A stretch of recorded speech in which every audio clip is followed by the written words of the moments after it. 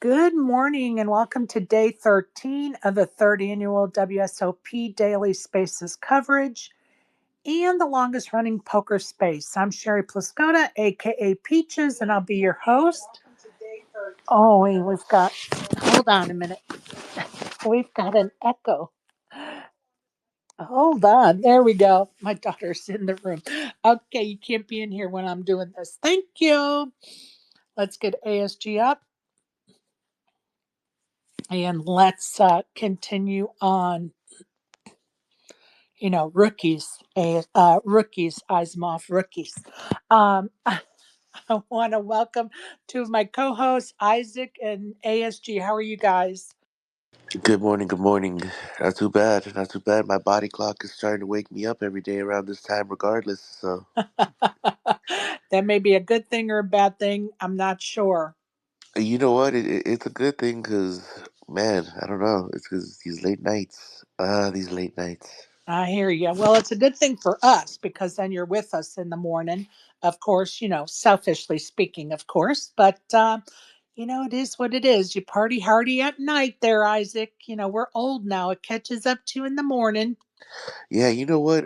Thank goodness I don't party, but it's just being up, right? Like lately, Right. I catch myself watching WSOP streams until the bitter end. Right. Oh, the bitter end. I had to give Speaking up. of that, I speaking of had to that. give up on that Mormon feed last night. Listen, that's the one that Oh, had me. Oh my God, he punted so bad. why all in with pair force And then with nines, and then nines the next hand? like, I what can were, understand the nines better than I can the fours. Like you are the chip leader. Why waste a penny on those? You already have two betters in the pool. Let them go after each other. yeah, after Oh, Blesnik went out on that horrible hand as well, like, yes. I don't know, call me crazy. I think Mormon got winner's tilt. You know what? When he pushed all in with the fours, I said, winner's tilt. That's exactly how I read that as well. Yeah, that was Exactly so how I bad. read it. That was And then so bad. I was like, why waste a penny on those fours? There's already, um, you're already the chip leader. Why waste a penny on those fours? That is the first hand of heads up. And First then he hand of runs into heads up. queens. And then the funny thing is he runs into Oh, queens and he almost looks surprised. Like, I think he thought he was gonna sun run after that hand with Blesnik. I don't know. yeah, That's what it yeah. feels like. But But at the same token, you have to remember that his opponent wasn't putting money in that pot without having something. Like read your neighbor there. That's kind of how I felt about it. I was like, dude, if it would have been Blensnick doing that, okay, maybe I could see the all in there, right? yeah, But because this Blesnik was wilding and he was getting exactly, through. Yeah, exactly. definitely. But if this guy, no way, dude, no way am I shoving fours there. No fucking way am I shoving fours there. But then again, I'm not at the final table of a big event like that. But you know what? I'm gonna say this. Another thing that just had me weirded out is how do you control your stack so well the entire final table to punt it off on fours? And I Well, was like, you know what? That is some ACR shit. it is. And it also, there's no doubt for me, like you said, winner's tilt was the first thing that come to mind. But when you start to think about it, you also are like, okay, who wants to be all in the first hand of heads up unless they have something? Like this guy is not coming after you, Mormon, unless he has something there. I'm just sorry. I'm just sorry. That's how I felt about it. No, I think you were right. I think you were right because even the guy who he went heads up with, um, he was not really jumping in hands. It was more Blesnik and Mormon, Right. right? Those last few hands before Blesnik went out, and dude was just quietly like in a pot, not in a pot, right? Right. And Exactly. And hey, when he was in the pot, he actually had something. yep, yep, he definitely did. He definitely did. And I So mean, it's not, he wasn't taking risks like the other two. His name was Blas. He was Yeah, Blas was, yeah, Blas. was Yeah, not taking risks like the other two. And rightfully, I mean, you could just tell to me, Blas seemed nervous at times.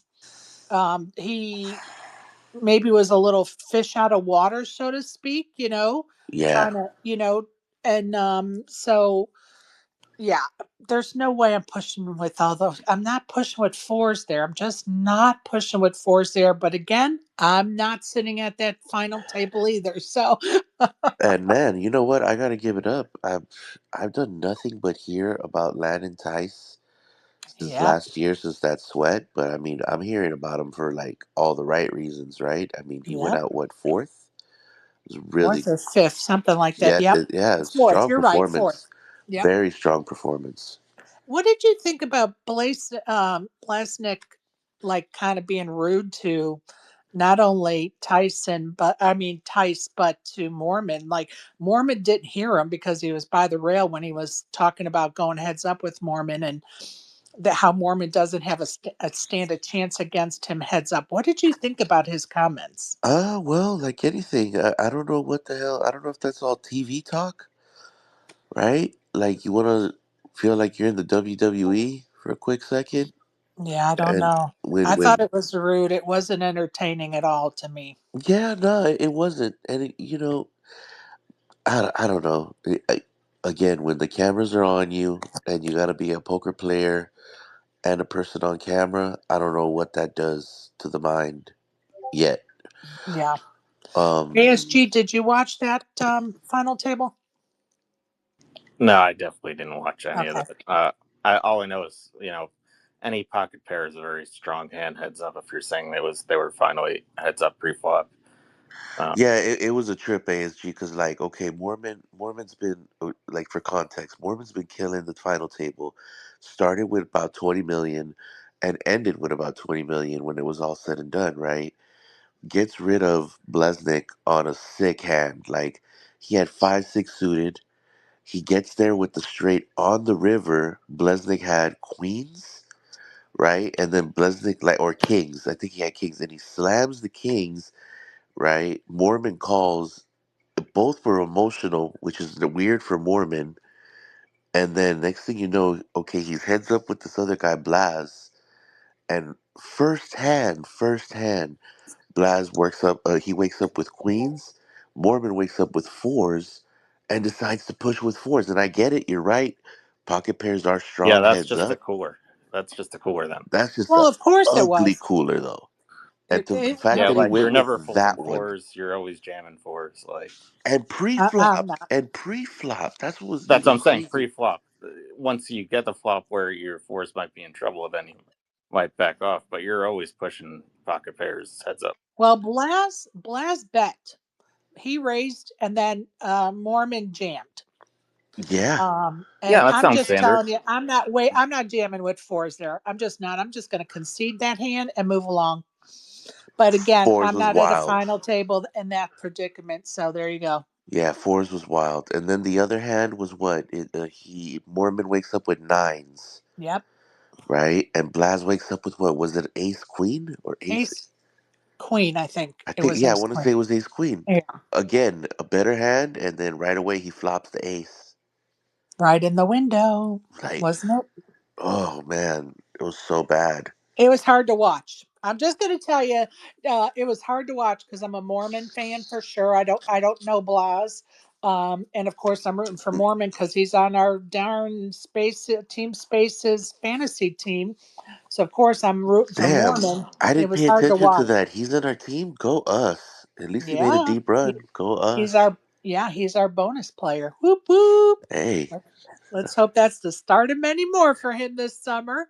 And I'm just I had to chuckle when I um realized he was at the final table. I was because yesterday I was like, what's going on with Mormon? He's done nothing this WSOP. And here we are. So maybe I need to start calling out the other people on our team that have zeros. Hell yeah. Hell yeah. And anyway, let's move along, shall we? Many thanks to Elevator Results, my sponsor. If you need a tailor made workout plan to help you lose weight or gain weight, Elevator Results can design that plan. Follow them on Twitter and check out their site at elevatedresultspt.com. You can find the recordings of my past spaces at my YouTube channel at Sherry Pluskota 9212. Please subscribe. Be reminded the fifth official Spaces meetup game is June 21st at the Bellagio Poker Room at 1 p.m. It is a cash game. Um, I would recommend being on time because the drawing for the Malta poker package is going to be based on the first 36 people that show up are going to get a ticket for that drawing. The first players that show up, sit down at a stack and play are going to get a ticket to that drawing for that Malta poker package. So I highly recommend being on time, folks.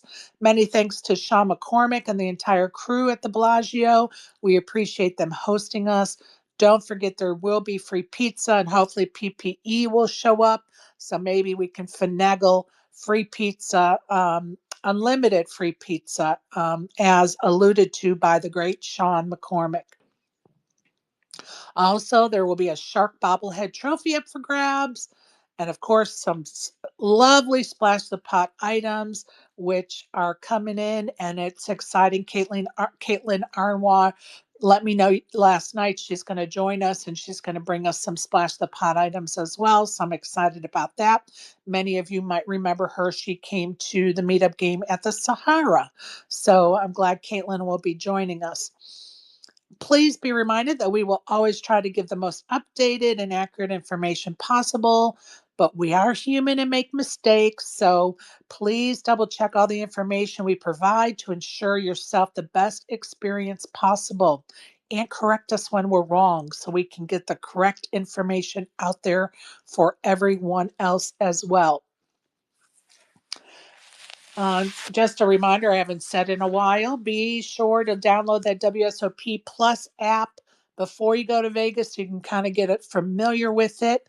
And you don't have to waste your time in Vegas trying to figure that app out.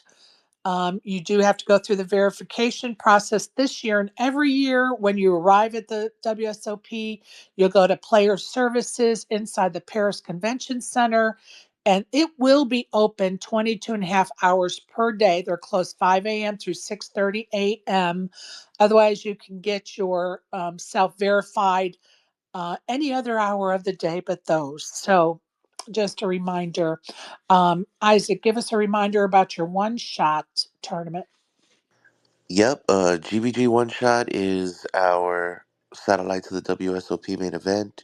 It is a 27 seat, no limit hold'em game that we're going to be hosting. Each seat is $600 that locks you in into a very, very small player pool. The winner of the game gets the option to either take their WSOP main event seat plus accommodations, or if you cannot attend the WSOP, you can opt for a final table chop where you'll get the lion's share and everybody else will get a little bit of something. Um, it is like I said, a no limit hold'em game. We're gonna have 1 hour late registration. Your starting stack will be 21K chips. If you have any more questions or if you would like to get in on the one shot, by all means, just DM me and I'll get you sorted out. Perfect. Thank you for that update. Um, get in it, people. 1 in 27 chance. Come on. Let's see. ASG, do you want to tell folks about the WPT Gold Rush Lounge? Sure. So, yep, it's Sunday, right? So, yes, the Gold Rush Lounge is open. The Gold Rush Lounge, which is associated with WPT Gold, is sorry, I don't have the hours on me. Open It is 5 till okay, 9 5 till 9 this evening. You can Thursday. Yep. Thursday through Sunday. They have half off the food menu as well as chance to get many WPT Gold Golden tickets, which will put you in the running for a $1 million free roll. It had a chance to become $2 million if somebody got a bracelet, but somebody did get a bracelet that had a ticket, so it's definitely going to be a $1 million free roll.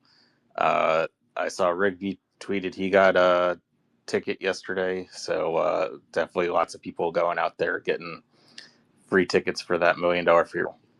And if you have a golden ticket and you win a bracelet on certain events, and there's a pretty long list of events, then you'll get $1 million bonus. Love it. Thank you for that update. And ASG went over the menu with us the other day. I've posted it up in the Jumbotron. They have some really cute names for the items that they're serving. Very creative. So kudos to them. And it's going to be interesting to see how many millions they lose by this promo they're doing, and if anybody loses their job for it. But a great promo indeed, and somebody's already won it. Leave it. Is it Lavin, right? Yeah, yeah, it was Lavin. It was Lavin. Lavin. Yeah. So congratulations to him as well. So thanks for that update, Isaac. Um, don't forget the WSOP made a rule change this year, and then they changed it shortly after the WSOP started. No electronic devices at the final three tables was the rule they created. And again, they got rid of it. And now the WSOP reserves the right to ask any players to put away their phones and electronic devices at our discretion at the final three tables of a tournament. Phones and electronic devices are not allowed at any final table or streaming table. So that was the rule update on the update. So there you go. Also, let's not forget the free parking over at Resorts World. I'm just trying to go over all these things that we've kind of been announcing as we've been going along this summer. For anybody that's just tuning in for the first time or has forgotten about it and just needs the reminder about it, don't forget John Cernuda's Celebration of Life is June 15th at 11 a.m. at the Tap House. Please RSVP. You can see the flyer on my Twitter feed, and I will definitely be tweeting it from time to time between now and then. Let's get on to the tournaments around town, because then we're going to talk about Player of the Year. We're going to talk about induction nominees for the Hall of Fame. So we got lots to cover this morning. So, Isaac, do you want to start us out? Let me grab my note. Yeah, sure. You go right ahead. And I'm going to turn to the South Point tournament schedule for today at 10:10 a.m. is the daily no limit tournament. $120 buy-in, 10K guarantee. At 2:10 p.m. is their Turbo Bounty, $120 buy-in, 5K guarantee. At 6:10 p.m. is their $50 bounty tournament, $180 buy-in, 10K guarantee. And at 10:10 p.m. is their Turbo Bounty, $120 buy-in, 3K guarantee.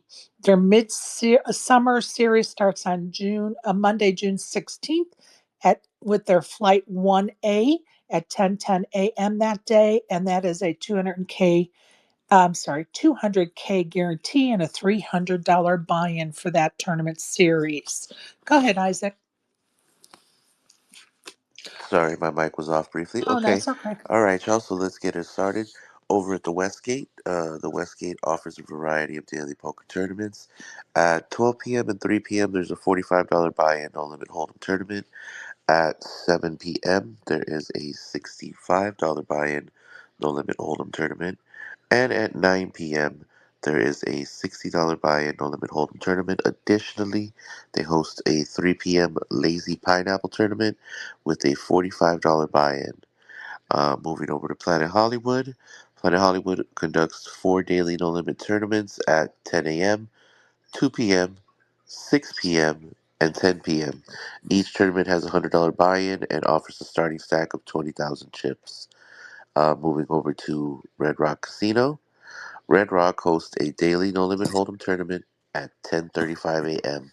Depending on the day of the week you try to play, your buy-in is going to vary. Monday to Thursday, you're going to be paying $125. Friday to Sunday, you're going to be paying $150. Each tournament offers a starting stack of 25,000 chips. Moving over to Caesars. Excuse me. Caesars has, excuse me, Jesus. Caesars has a 10 a.m. $120 buy-in, $50 add-on, 15K starting stack tournament at 2 p.m. It's a $160 buy-in, $50 add-on, 20K starting stack at 6 p.m.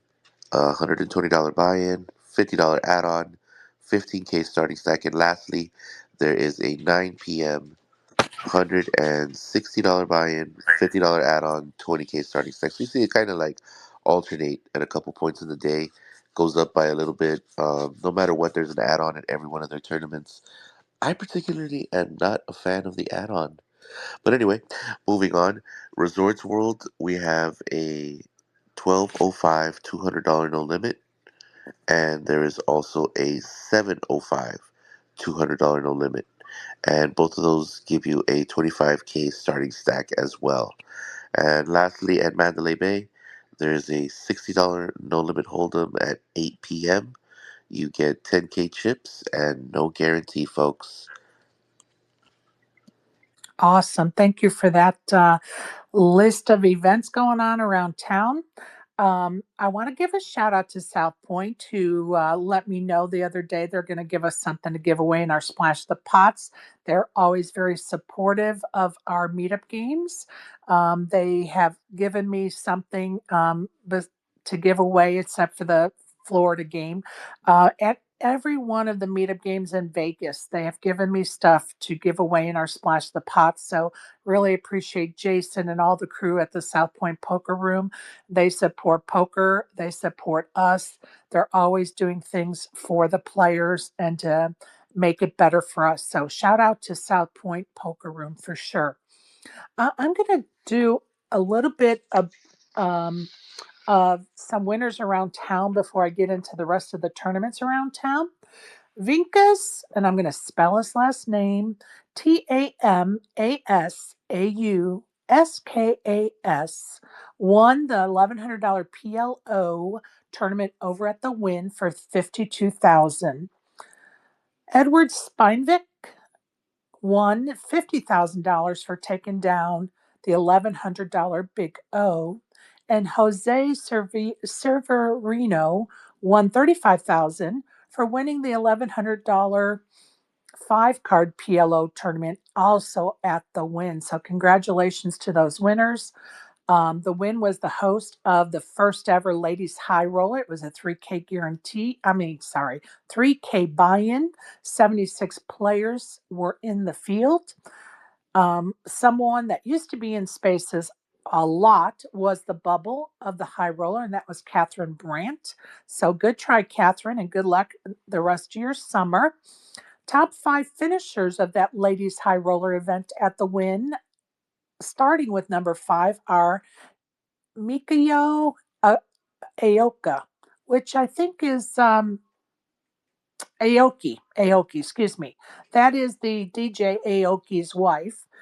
She stuffed her Louis with over 14,000 in winnings for her 5th place finish. Sinead Davenport took 4th for over 19,000. Vivienne Gentry took 3rd for over 26,000. Zin Hai Hong, and I'm sure I'm butchering that name, and I'm sorry, Miss Hong, took 2nd for over 38,000, and taking home the trophy and over 61,000 was Dusty Smith. You may remember that Dusty finished one away from a bracelet, or in other words, 2nd place in the WSOP 2K No Limit tournament a couple of days ago, and she took home 290,000 from that tournament. So she is on a roll. Congrats, Dusty. Good luck with the rest of your summer. It sounds like you are on the lucky bus right now. So keep it moving down the tracks. She's leaving Uh, them in the dust. no, that's right. Um, over at Resorts World, Robert Husa took down event number 5, which was a $200 daily tournament for $3,600. So, congrats to all those winners around town. Now, I'm going to get back to the schedules. Over at the Win is at 10 o'clock is their 10K seniors event, $1,100 buy-in. It's actually a satellite, 5 seats guaranteed. At 12 o'clock is their PKO 1B no limit tournament, $1,600 buy-in, 500K guarantee. At 1,800 hours is their turbo, $1,100 buy-in, 100,000 guarantee. On Sunday at the Venetian is the MSPT day 3 at 11 o'clock is their restart. At 11:10 is the MSPT day 1A, their $1,100 buy-in, $1 million guarantee. At 12:10 over at the Venetian is their Big O tournament, $800 buy-in, $100,000 guarantee. Over at the Aria at 11 is their No Limit tournament, $800 buy-in, 200,000 guarantee. Of course, final table members getting a hoodie, an Aria hoodie, which are awesome. Over at Resorts World at 12:05. Oh, I'm sorry, you already did that one. Sorry. It's all good. Over It's all good. at MGM at 10 o'clock is their No Limit Boots for Troops tournament. It's $150 buy-in plus $100 add-on. Now I want to talk about this tournament for a moment. First of all, 100% of the add-on is being donated to for Troops. What is Boots for Troops? This organization is out of Houston, Texas, and it sends personalized care packages to our troops, including a new pair of boots chosen by the service member. So, definitely a great organization doing stuff for our troops, sending them care packages. At 1400 hours at the MGM is their Heroes tournament. It's a $600 buy-in, 40K guarantee. At 1,800 hours is their no limit tournament, a $250 buy-in, 10K guarantee. At 2,100 hours is a no limit tournament, $150 buy-in, $3,000 guarantee. And that's everything going on at MGM today. Go ahead, ASG. Yeah, I just wanted to go back to the win thing. Yeah, Sure. great job with the win with that high roller with the ladies tournament. They got 76 people, and yeah, I just wanted to say fuck you to anybody harassing Aubrey or putting nasty fucking tweets in the replies there. Oh, they are in the under the win account. Yeah, and replying to both Aubrey's win as well as the win overall.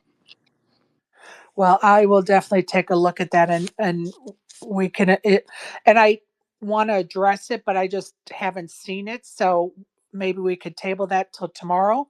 Because you know me, I like to It's just a know few about it select before I talk people, about and it. it's just like, yeah, they're just celebrate the fact that this women's high roller had uh, such a good turnout, and that a lot of crushers making the final table, etc. So I just, yeah, let's keep it to that level. Well, and we would never even have known it unless you told us about it. So I'm glad you did tell me about it because I will look into it. But I agree with you. We should be celebrating the winners. And guess what? The registration is open to everyone. Let's be reminded of that. Doesn't matter if you're gender, people. It is open to everyone. So there you go. Um, the Orleans has an 11 o'clock tournament, a no limit tournament, $300 buy in, $100,000 guarantee. At 1,800 hours is the Big O. It's a $240 buy in, 10K guarantee. At 2,200 hours is their Survivor, $125 buy in, $1,500 guarantee. Over at the Nugget, and hopefully ASG will be able to tell us about the overlay in a minute. At 11 o'clock today is their no limit tournament. It's a $250 buy in, 50K guarantee. At 12 o'clock is day 2 of their no limit tournament. And at 1,800 hours is another flight. It's not the same tournament. Sorry, I don't want to make any. It's a brand new tournament, 1,800 hours, no limit tournament, $200 buy in, 20K guarantee. And at on 2,000 hours is their satellite into the open. I'm sorry, their satellite to the Bar Poker Open. Easy for me to say. It's $135. I highly recommend you get over there and play that satellite if you're in town.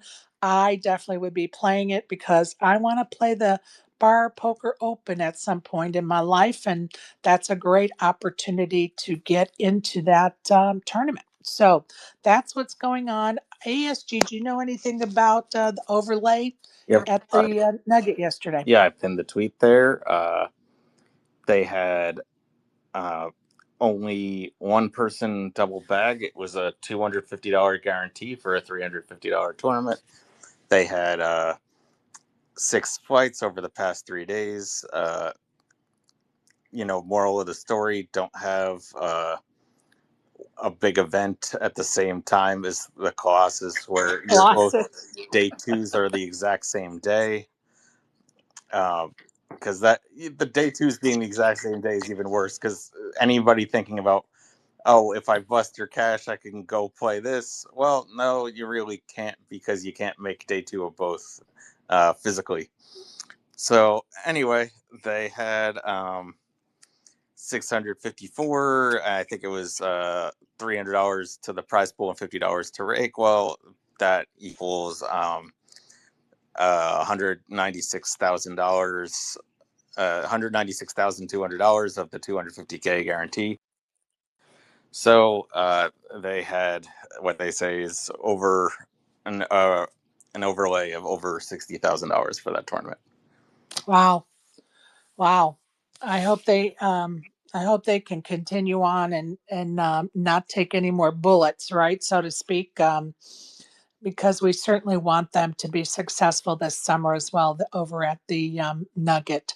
So fingers crossed that they meet their guarantees for the operator's sake. Of course, for the player's sake, it's awesome, right? Everybody wants an overlay, but in this case, we want the operators to be successful because we want them to offer tournament series for us. So it's kind of a fine line we walk with what we wish for, so to speak. So appreciate that update, ASG. I'm going to keep moving with the results and tournaments over at the WSOP.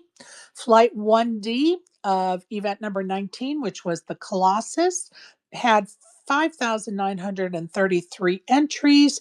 847 move on to day two, which starts today, of course. I'm going to go over all the numbers for all the flights at the Colossus, a total number of 16,301 players and entries. 2,326 are moving on to day two. $7 million in the prize pool. The prize pool was not posted yet when I checked this morning, so we'll talk about that in the future. The chip leader going into today is Wesley Cannon of the United States.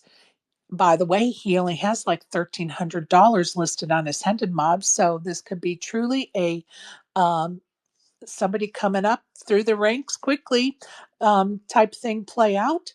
Of course, what are the odds he remains the chip leader as time goes on? We know from past what the odds are of that, but we're not going to jinx him.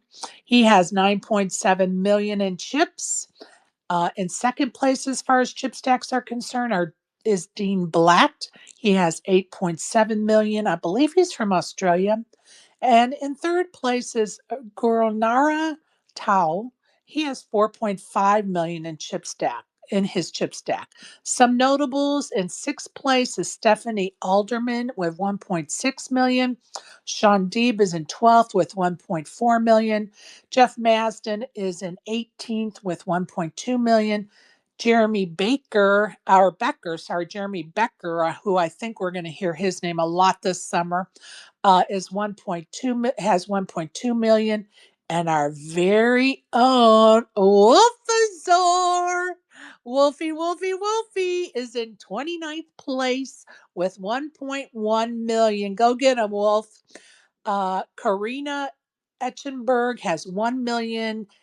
Katie Lindsay, who is the wife of Josh of Mormon, has 991,000. I've played with her before. She was on my left as the chip leader, and I was one of the shortest stacks in the entire tournament. And it was a delight to sit next to her. She is in 62nd place. Our very own Brian Pincus, Software Pincus, is in 67th place, and I forgot to write down his chip stack. I know it's right under a million in chips. So 970K. thank you. I guess it's because I just had been saying right under a million is why I didn't put it in there. But anyway, so kudos to Brian. Let's go, buddy. Between you and Wolfie, we expect a strong finish here, you guys. And just a notable for those girls lusting after Nikki Palmer here in the spaces.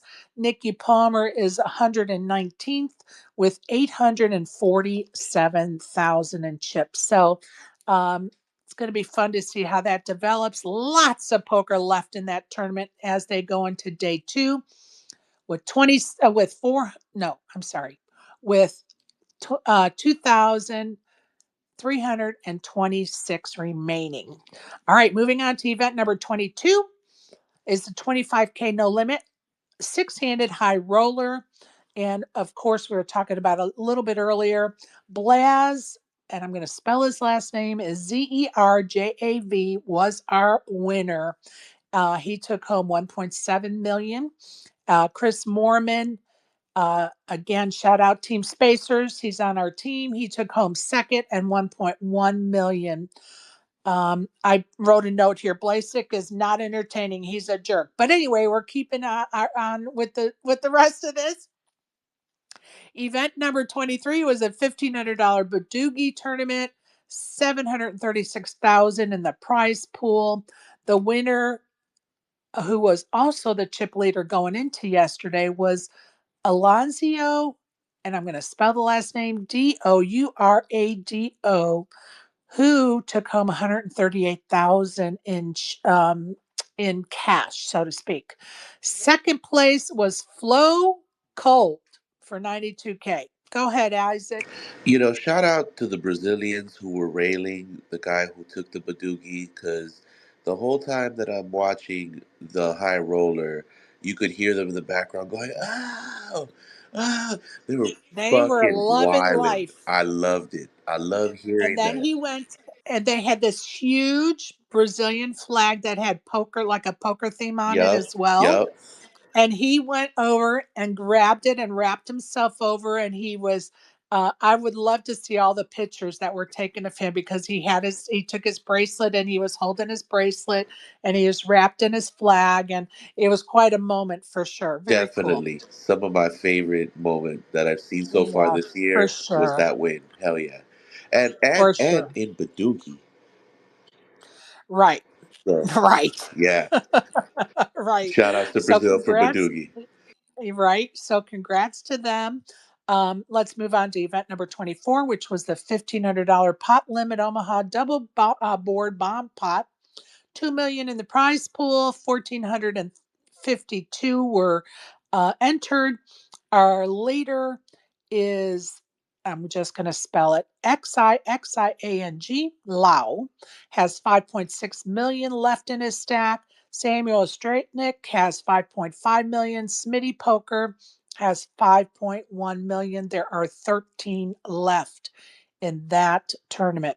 Event number 25 is the 10K 7 car stud tournament. 951K left. I'm sorry, in the prize pool. 100 entries, 9 left. Your chip leader is David Ream with 1.3 million. Zhang Zhu, I believe, has 1.2 million. Some notables are Matisau with 990,000, or I'm sorry, 999,000 in his chip stack. He's in fourth place. Mori Escadani is in ninth place with 338,000. So good luck to those folks that are still in it to win it. Event number 26 was the 25K no limit eight-handed high roller, 7.1 million in the prize pool, 300 entries, 98 are left. Your leader is Faradin Mustaf, maybe Mustaf, I believe. Mustafov has 1.3 million in his chip stack. Another lady at a final table. Look out, guys. Cheris Andrews, who of course has been crushing it, has 1.1 million in her chip stack. David Peters has 1.1 million in his chip stack. A notable for Team Spacers is Shannon Shore, who has 377,000 in his chip stack. And for others in the fantasy league, 41st place is Kristen Foxen with 441K. Event number 27 was the $1,500 Big O, 2 million in the prize pool, 1,499 entries, 207 left. 297,000 waiting for the winner. There was a list on the app of players, but it did not have any chip stacks. So I'm not even sure if the way that list was created is even in the order of chip stack sizes because no chip stacks are listed. So I'm a little leery about giving out a leader's name when I don't have all the information. But I will tell you that our very own Barry Levy is still in it to win it. If that list is correct, he would be in 17th place as far as chip stacks. Because they have them numbered as far as places, but they don't have chip stacks. So I'm just leery. The only reason I know his chip stack count is because I looked at his picture of his bag and he has 190,000 in chips according to the picture. So good luck, Barry. Go get them. Make us proud and may you have some spaces luck today. Today's schedule over at the WSOP is as follows. At 10 a.m., event 28 is a $600 mixed no limit pot limit Omaha deep stack. At 11 a.m. is day 2 of the Colossus. At 12 p.m. is day 2 of event 26, the 25K no limit 8-handed high roller. At 12 p.m. is day 1 of event 29, the $2,500 no limit. At 1 p.m., day 2 of event 27, the $1,500 Big O. At 2 p.m. is day 1 of event 30, the 10K no limit deuce to 7 low ball draw. And I'm sending Barry an invite to come tell us if he wants to give us a little update of what he's been up to at the WSOP and around town. We would love to have him and hear from him. Of course, we're rooting for you, Barry. And he may not be able to come up right now, but he knows he's always welcome. He may be. He may be, but where is Software Brian? Um, if I had to guess, probably still sleeping. Mm-hmm. Mm-hmm. Mm-hmm. A likely excuse. A likely excuse. We need the man to come talk to us about his stack. I think if we can manage to get Wolfe in here, that'd be awesome. That's super dope that he's Well, running so deep in there. Hell yeah.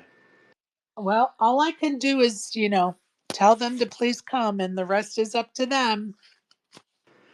Yes, yes. This means I will be poking people in back channels. There you go. It takes a village. Don't it?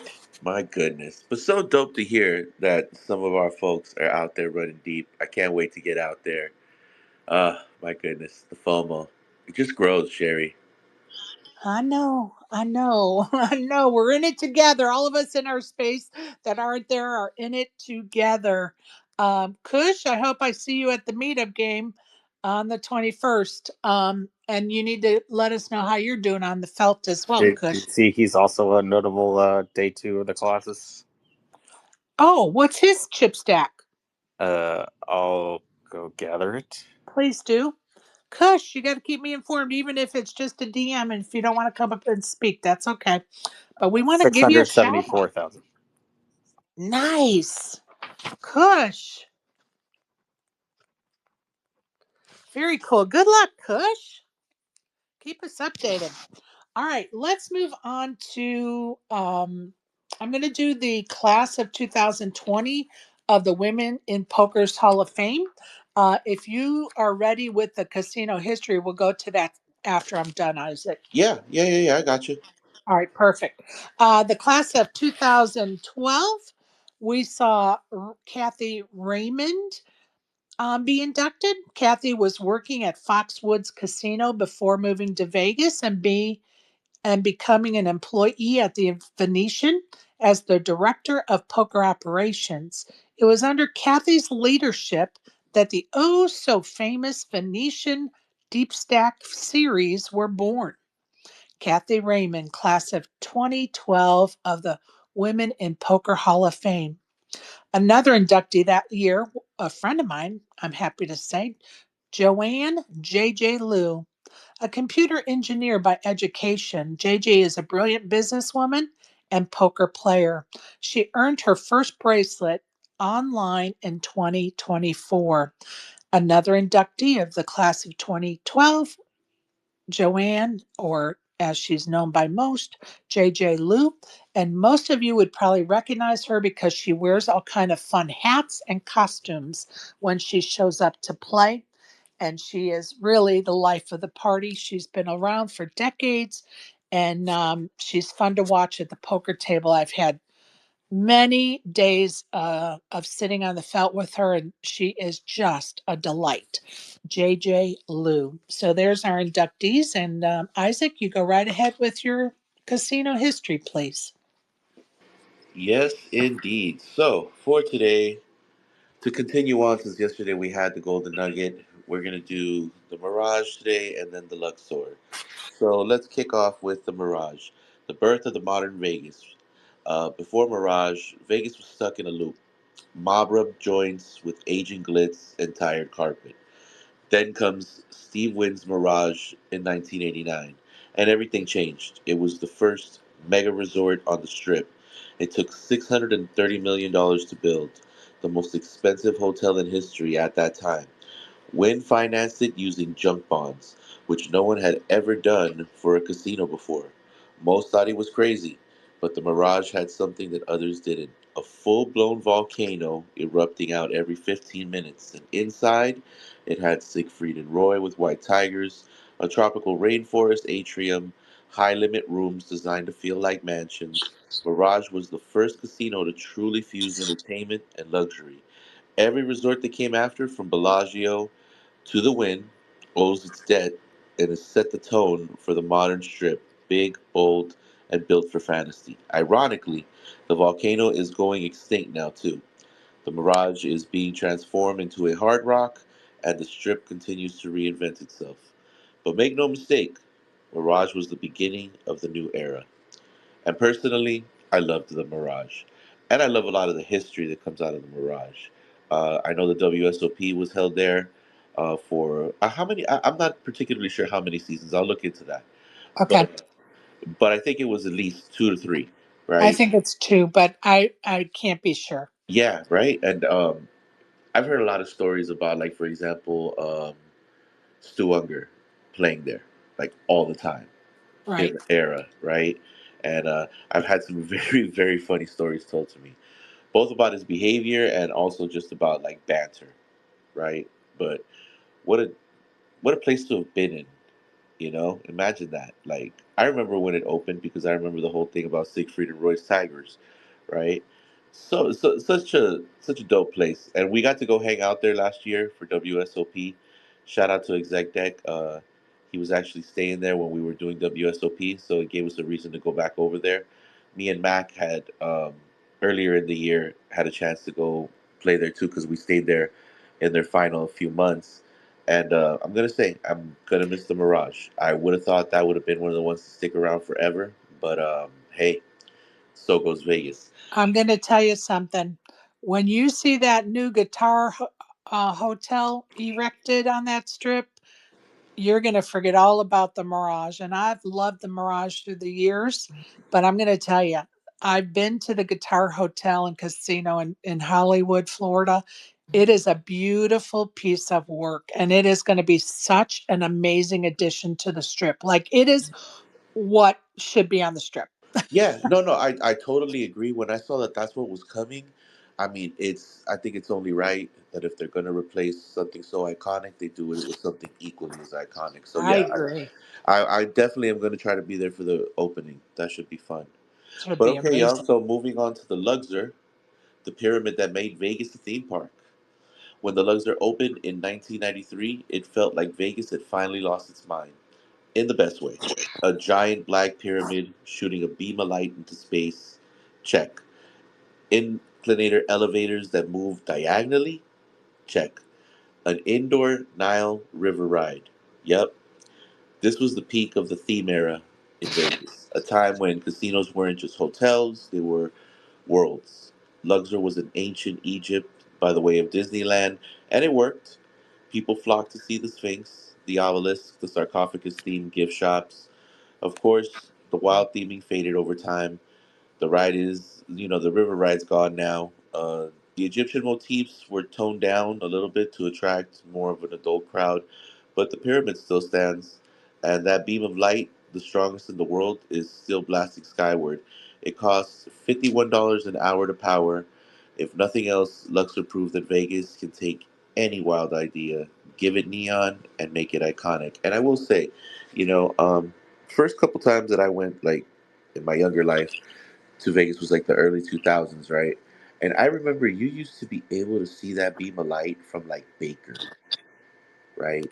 Absolutely. And now you can't see that shit at all. You could barely see it Yep. because of the glow of all of New Vegas. Right. What a And I'm trip. going to tell you, they thought that the pyramid was extravagant or wild and crazy idea. Here we are with the sphere, which is even crazier. Absolutely. Absolutely. Although I will say the diagonal elevators is a very interesting concept.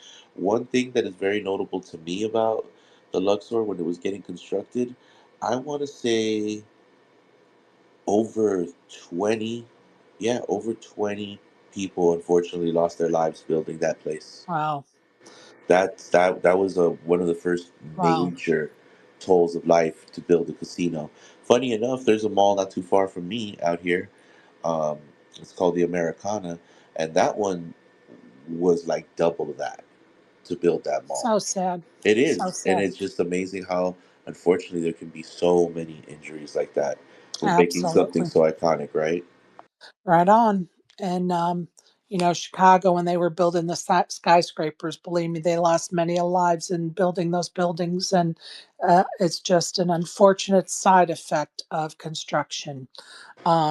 A good Yep. friend of mine, her dad, as a matter of fact, lost his life in Australia in a construction accident. But I mean, it's sad but true. Sad but true. Well, thank you for that update and that history on those two casinos. Love learning about them for sure. I've never been on their diagonal elevators. I think that's going to be on my list of things to do. I think, yeah, I think that's going to be on my list of things to do this trip. Definitely should be. And I will say, you know, clean the pyramid, Vegas. Like, they put that big, ugly ass MGM sticker on it, right? Yeah, it And looks kind of tacky. that looks horrible. And Yeah, then it and then looks I tacky. think they took it off, right? But they still don't clean the goddamn pyramid, Yeah, Vegas. it's looking a little tacky, a little grungy. It looking like a gamer's home, a little grungy. Yeah, it's not cool at all. Not cool at all. Yeah. Welcome aboard, Exec Deck. How are you, my friend? Doing great. Happy Sunday morning. Thank Thank you for the you. space as usual. As you might be learning, I always love to just chime in on some things that I hear. Love But it. yeah, the Luxor needs to be cleaned. I mean, geez, what a grand opening and addition, and then I don't think they've cleaned it since. I Yeah, got it's relegated to unfortunate. stay there once after getting kicked out of the Rio for having weed. Was banned for life there. I'm so glad that WSOP is not there anymore. Well, I wonder if you But could no, appeal it. If you can appeal it now that weed is legal. I see it as a sign. I'm just never was really that lucky there, so I'll just steer clear. There's plenty of other places to go. Yeah, But troublemaker. I was curious. Well, one other thing is I loved the Mirage. I'm so sad that it's gone. I'm going there for 30 years. I feel like I'm not sure how many years, but it was always our go-to spot to stay, and stayed there real close to the end, as Amoff mentioned, and just so sad to see it go. Wife and I were there and walked out and pretty much shed a tear, leaving that place. It is hard to see Um, him go. I mean, I've never stayed at the Tropicana. When I went right after they imploded it, I was like, dang. It really does kind of hit the heart a little bit to see one go. It does when you see, Vegas changing in a lot of ways that, I'm not a big fan of.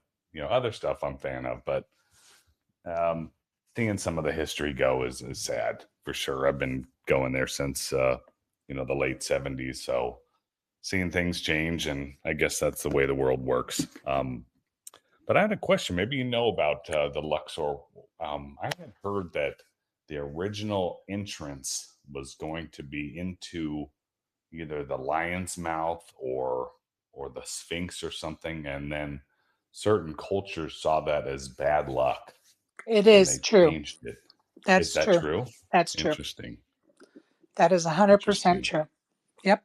Actually, to add on to that, bro, I remember that was a lot of why people thought so many accidents were occurring on site, was because they were saying, okay, you shouldn't be building a pyramid or an obelisk or a sphinx like this, not for this purpose. It's disrespectful. They were Mhm. going as far as saying mummy's curse, right? So, which is nuts, but it's just, that holds so much, I guess, Look, mystery to it, right? and let's not forget that, gamblers are very superstitious. So just add Mhm. on the history of pyramids to that. And yeah, we're going to be all over the edge on that one. Very true.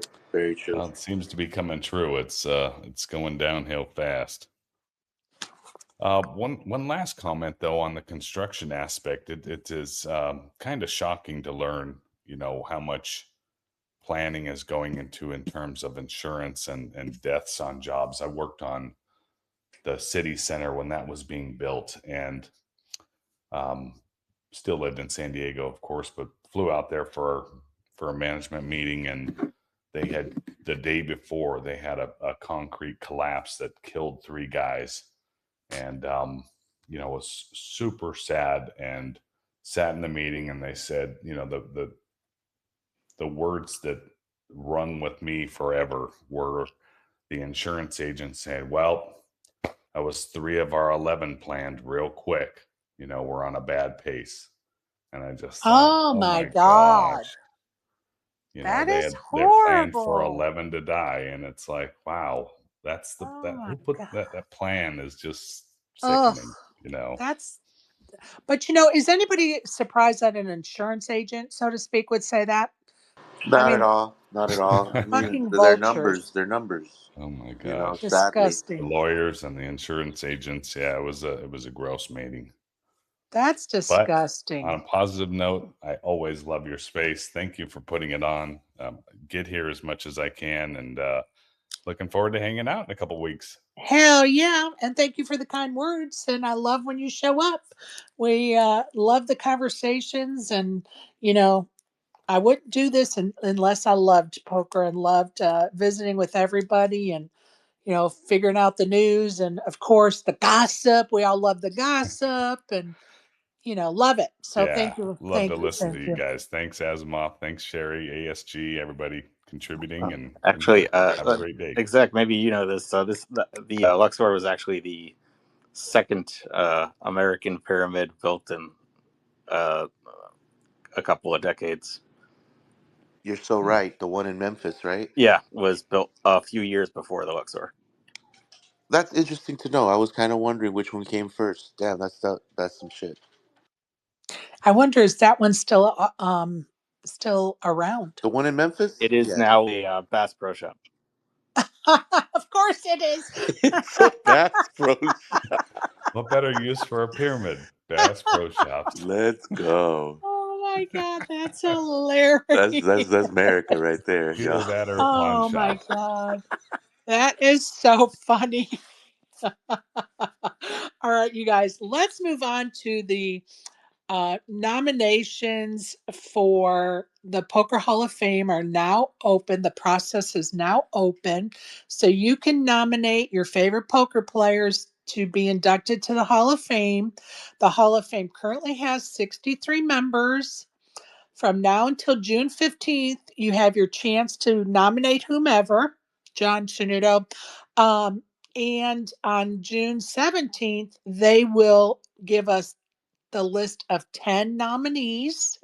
And then on July the 11th, the inductee will be announced prior to the start of Event 92, which is the $79 Poker Hall of Fame bounty tournament. So let's first talk about the criteria for induction, John Cernuto. Um, Age of experience. The nominee has to be at least 40 years of age at the time of nomination. Second, high stakes experience, having played and proven themselves at the high stakes level. Respected by peers, held in high regard by fellow poker players, and having faced acknowledged top competition at a poker table. Consistent excellence, play consistently well, earning the respect of peers. Legacy that lasts, withstanding the test of time and achieving longevity in poker. Shaping the game, for non players, contributing to the game of poker in a way that has resulted in lasting and positive results. John Cernuto. Okay, anybody have any comments about any of that? Go ahead, Isaac. I just want to say John Snudo. Thank you. And of course, you guys know that 2 years ago I started pushing for his induction. A lot of folks in spaces didn't even know the gentleman's name, let alone his accomplishments in the world of poker. And I really kind of made it my mission because honestly, it's hard for me to think of many more people that are more deserving. You think of the um, Matt Savages, Kathy Laberts, Mike Mattisau's of the world. And then you have the newbies coming in, that are now of age. And so it's hard for me not to push for somebody that meets this criteria, in my opinion, 10 times over. And I can't help but think, and him and I had conversations about it, that politics really weighed more than his accomplishments. And so hopefully now that this poor gentleman, John Sunnuda, has passed, he will get into the Hall of Fame. Of course, it would have been best if he was still alive so he could see it happen. But I know he's watching down on us. So that's my 2 cents. But please nominate whoever the hell you want to nominate, but do it. This is your opportunity to have your voice heard. Please nominate whomever to the Hall of Fame. There's a link in my Twitter feed, or you just type in Poker Hall of Fame and it'll come up in a Google search. Go ahead, Isaac. I will say that you know, definitely a figure that, you know, everybody outside of the poker world may not know of, but if you are in the poker world or if you just are lucky enough to become aware of him and his accomplishments, John was like a titan. He was right in there. He was right in that era. And just look at his Hendon mob if you want to get blown away, because I've looked at a lot of the Hendon mobs of the players that I've liked and kind of tracked over time, and yeah, John blows everyone away. I don't know who would be the next one that you could say has as many wins as him, right? How many Right, catches and just how right. consistent he was. It Man was a machine. I only wish I knew more. I'm so grateful that you got to interview him because it definitely shed more light on him for me personally. So if you guys don't know enough about you know John and you want to get some info, go to Sherry's YouTube and look up the interview. It was about this time last year. Right. And I also posted it in the feed of the tweet I made about the nominations being open. So you could also find a link on that tweet on my feed. I made a tweet about you can now nominate, and in that thread of that tweet is the link, or just go to my YouTube page and scroll down to the John Sunnudo interview. It was a delightful interview. I learned so much for about him that day that I didn't even know. For instance, he actually was final tabling 2 tournaments at a time in Atlantic City, and they were 2 different variants of poker. One was no limit, and the other was a mixed game. I don't remember which one off the top of my head. And he was going back and forth between the 2 tables. They finally moved the 2 tables next to each other, and he won both tournaments. Like, who does that? Has anybody else done that? No. My Um, God. See what I'm saying? That's like some Bobby Fischer shit. Wow. I mean, it's incredible, and his accomplishments go on almost till the day he died. He was still winning tournaments and proving himself on the felt. So, anyway, John Cernuto is a great success in the world of poker, and may he rest in peace, my friend. Yes, indeed. Yes, indeed. ASG, did you have any comments about the Poker Hall of Fame? They really need to open it up to more than one person per year, especially as more and more of the what do you want to call it, old new guard or whatever you want to call it turns 40. Right. Just turning 40 this year, and I'm not going to say that oh, they all should have been first ballot or whatever, but they're all like definite top tier players. You have just turning 40 this year, I think, is Scott Stever, Nick Schulman, Phil Galfon, Vanessa Selfs, uh, Ben Lamb, and these are not like the bottom of the list of people that you Right. would think of. Like these are all top players. So yeah, they really need to create a different way. My opinion would be going more to the Baseball Hall of Fame method, where anybody with enough of a percentage gets in. But yeah, something where it's more than one player. I totally agree. And, those that have been around know that we've had this discussion often here in Spaces. And, the one thing I like to point out, and I did under a tweet about 6 months ago, I think I can't remember who asked the question. It may have been Kevin Mathers. In order to get some information to those powers that be at the Hall of Fame. But the question was posed, what would you change, so to speak, about the Hall of Fame? And so I, you know, made a list of things that I would change or how to improve. And one thing I pointed out or tried to get people to realize is any Hall of Fame, you have the Baseball Hall of Fame, you have the Football Hall of Fame. Okay, they have maybe, let's say, I'm just picking a number out of the air, 3,000 baseball players every season. I don't even know what the number is. I'm just saying it could be 5,000. Let's just say 5,000. So they're choosing how many baseball players to go into the Hall of Fame out of 5,000. We're choosing one out of millions of poker players. Like, it doesn't add up. Our numbers dictate that it should be more than one person a year. We have millions of poker players. Now, granted, not all millions are qualified, but that's not the point. Even if you say the top 10,000, you know, we still have more, and it should be more than one person inducted every year, just by the sheer numbers of poker players in the world. So that's kind of my take too. Go ahead, Isaac. I think that at some point maybe that's been the oversight, is maybe because poker has grown exponentially since the 2000s. Maybe a lot of these things need revision, right? For that reason alone. Well, and I agree with you, and some of me feels like it's just gatekeeping. Like, it's just gatekeeping, and it's not a good look.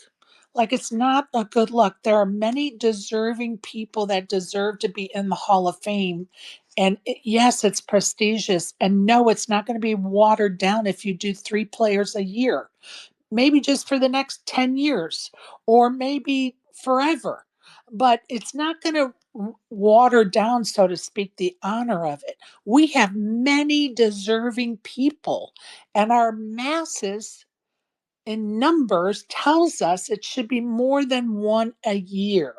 So I'm off my soapbox. Anybody else have any comments? Exec Tech, do you have any comments about it?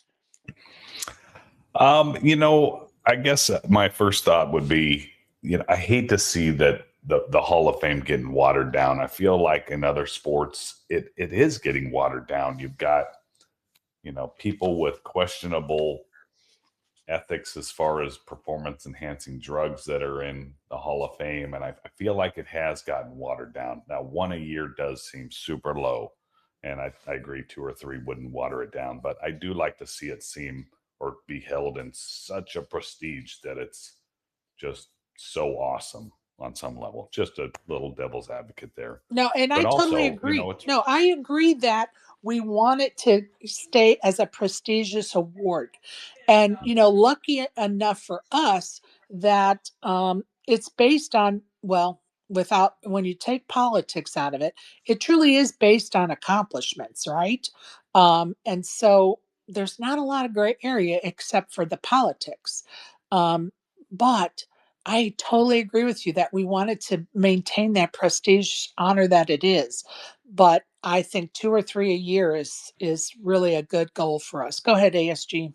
And that's the other thing I would change is that outside of like the industry type category, um, it says only if you're not getting it as a player do you start counting influence or that kind of thing. And I think that should count as a player as well. That if you like, that's why uh, Negrani and others said that like Chris Moneymaker didn't deserve to get in as a player because he's not that great of a player compared to some of the other nominees. And so, considering the influence he had, influence definitely should be a factor in the player category besides being in the industry category.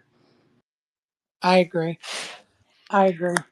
I agree Totally. with that too. I mean, it's one thing to just show up and do well over and over. That's great. But, when you have the longest standing space in poker, I mean, Oh Lord. scary for Hall of Fame. That's all I got to say. Yeah, let's not get crazy over here.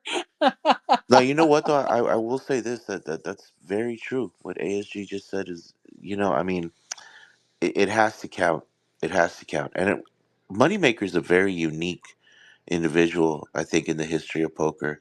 I mean, think about it. A guy who gets there through satellites and named Moneymaker and beats Phil Ivey.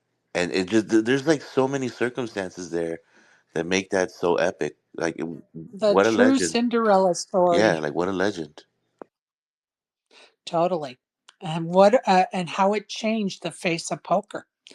Um, I mean, it just You really do see is. it. You really do see it. Like Yeah, watching the WSOP final tables year by year, you actually see the difference from, right after Scotty, everything started to really change. You know, it. very Yeah. interesting. All right. Unless anybody else has something on that topic, I'm going to move on to Player of the Year. Player of the Year tally has begun. The winner gets a 2026 main event seat, a trophy, and of course, their big banner in the ballroom during the WSOP. Two-time 2025 WSOP bracelet winner Benny Glazer of the UK is in first place currently with 2,035 points. In second place is App Garza with 1,623 points.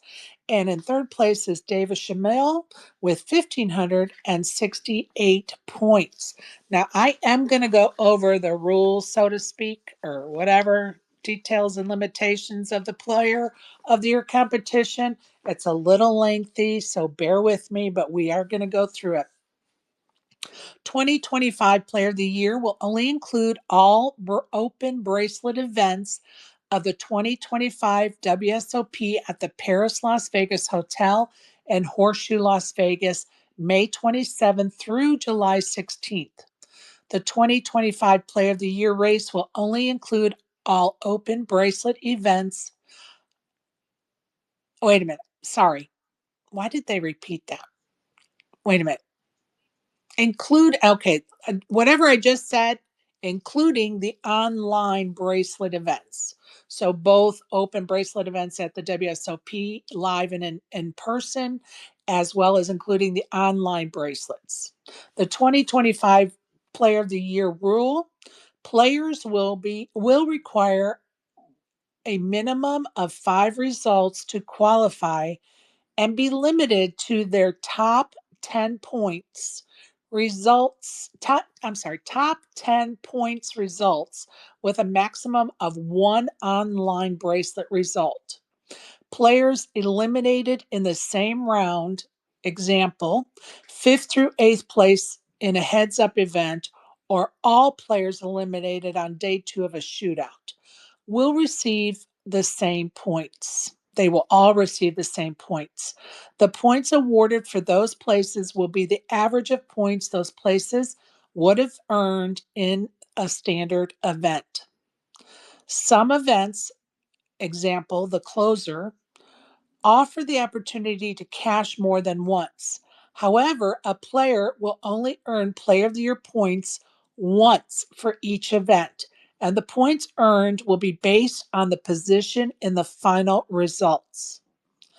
Winner prizes, including a seat to the 2026 WSOP main event, a unique trophy, and a Player of the Year banner at the Paris Horseshoe. The following no limit events will not count toward the Player of the Year standings: event number 2, event number 40, event number 48, 64, 65, and event 70. So there you go, people. Any comments or questions? I One, think Sean Deeb said that the player of the year gets less than the guy who had the golden ticket. Well, and you know what? He failed to mention, and I actually put under his tweet, don't they get a main event seat? Because he made it sound like they got nothing. Yeah, well, main event's 10K. You get $1 million if you had the ticket. Poor That's all you need. Sean. Poor Sean. yeah, I played against the guy who got that ticket. He's a real dickhead. Is he really? Yeah, 11? he was. He was. But Oh, no. yo, but I will say this: he was part of my first WSOP cash. I cracked his aces and survived, and then in true poker form, he was the one who knocked me out when we were like down to the final five. Well, there's a story for you. No wonder he didn't like you. You cracked his damn aces, Isaac. No, you know what? It didn't even start there. It started earlier in the day. He was just being a dickhead. But I mean, at the same time, can you imagine the high of knowing that you have a WSOP ticket for the next 30 fucking years? Dude, how amazing would that be? That's a that's just wild. I was like, hell yeah, I'd have taken the WSOP tickets. A chance at that every year for the next 30 years? Wow. So cool. Oh, yeah. Very cool indeed. Very cool indeed. Oh, Brandon messaged me. He can't talk today because this girl is still sleeping, and if he wakes her up, she's going to kick his ass. So there you go. Sorry you can't talk with us, but I'm glad you were listening, Brandon. Um, I just want to go over the Malta package that we're going to give away at the meetup game. I am working on kind of like the rules or regs, so to speak. First of all, I'm going to say I make no guarantee as far as this package is concerned. Um, Ivan Montenegro, who's the founder and owner of the Malta Poker Festival, um, is the one that is offering this package to one lucky winner at the meetup game. And of course, that package includes 5 nights at a 5-star hotel in Malta. The dates are October 29th through Monday, November the 3rd, and the dates are not flexible. The package includes an open bar bracelet, $500 buy-in to the grand event, which is estimated to have a prize pool of €1 million. So that's what the package includes. You have to have your own airfare, food, extra, travel money, whatever. But if you don't know where Malta is, I'm going to post. I actually got us a map, and I was going to tease Brandon about this, but maybe he's still listening. I don't know. But you can see I'm posting a map right now. Hopefully, if I don't have to press the retry button 55 more times for it to post, there it goes. But I'm going to put in the Jumbotron, and you can see that Malta is a small island off of Sicily, and Sicily is off of the toe of the boot of Italy. So, just so you know where Malta is, what you're getting into if you win the package, um, we're going to do it where the first 36 people sitting in front of a stack playing poker are going to get a ticket into the drawing for that package. One winner will be drawn. It's only going to be in your name. You can't give your ticket away or transfer your ticket to someone else. It has to be in your name. However, if you win it and don't want it, you can give it away. But it's just going to be easier. I don't want it to turn into a popularity contest. If I have somebody there that's a first timer and really doesn't know anybody, they're never going to, no one is going to give them a extra ticket that they don't want because they don't know that person. So I don't want that to happen. So we're going to have it. Everybody that gets a ticket, it's going to be in their name. If you win it, you can then give it away to someone else if you don't want it or can't take the package. So hope that makes sense. Does that make sense, you guys? Am I talking okay? Explaining that well? I think that was pretty good. Okay. Okay, perfect. Perfect. I don't want any confusion about that. Plus, the good thing is it's recorded, so you can always go back and just play Right, the details over a couple times if you need to. I'm that right. type myself, so Well, yeah. and I am making a flyer with all the details, and I just didn't want to put it out there too quickly because I just want to keep kind of rehashing it to make sure all bases are covered. Um, you know, we don't want anybody to get upset about anything. This is supposed to be fun, and Yvonne has given us this package. It's amazing. Like, how cool is this? We're so lucky. And if I remember correctly, I think in a space this spring, Isaac said something like, Malta's one of those places I really want to go to. Am I remembering that correctly, That's Isaac? absolutely correct, actually. I grew up reading a lot of T.S. Eliot, and he was always quoting this figure in history from way, way back named the Jewel of Malta. And it always makes me say, Malta, damn, that's interesting. And then I think growing up in cartoons, they would say something about the Jewel of Malta or something like that. So it's always been like this mythological Right, type of thing for me. right. So and I hear, yeah, I hear there's a lot of cryptocurrency and a lot of poker stuff going on over there. Oh, yeah, for So sure. would love to go. For sure. And if you folks don't know it, just look it up. It is in the Mediterranean Sea. It is an island. It is beautiful there.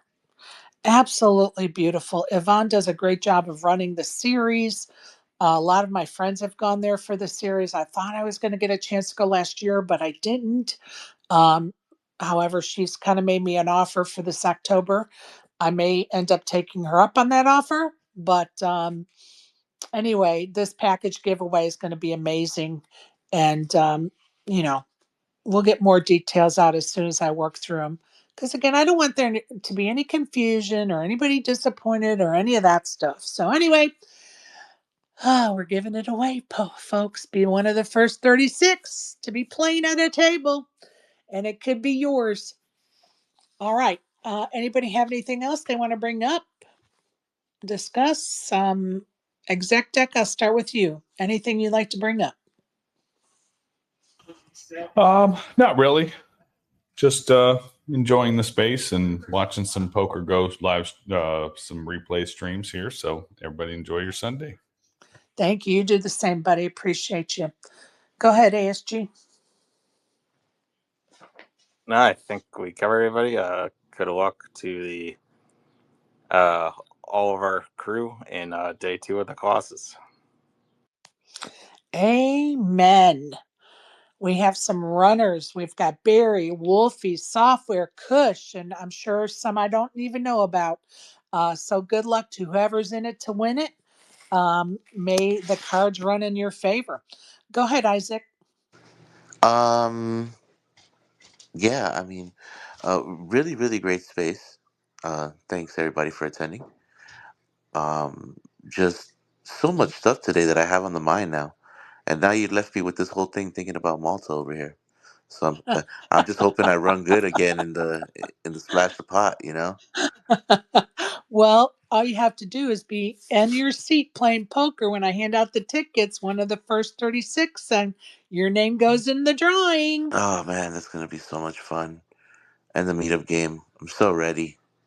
I know I am too. And, part of me goes, oh, it's next week. And I'm like, oh, shit, it's next week. And then part of me is, oh, damn, it's next week. It's still too far away. Yeah, no, no, seriously.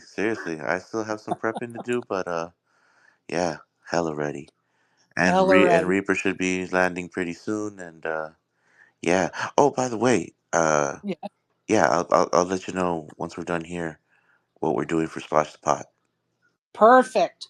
Okay. Perfect. Because I want to get that. I want to get those kudos out to you guys ahead of time, Oh, that's so all love. folks It's know all love. We just what's want to make going sure on. we gotta. We wanted to come up with a way to make sure that whoever we gift these things to, we can also help them get in the club because I Right. don't recall if the folks who won last time, what we shot you for it, if they were Right. actually able to get in, and it is part of the process, right? Is like having to know how to onboard somebody properly. So I think Right. we came up with the right way to do all of that. So Well, that's awesome. Well, we will chat about that later or DM me later and we will work on that. So thank you to the Green Visor gang and appreciate all of you supporting me and the meetup games and much love to all of you for real.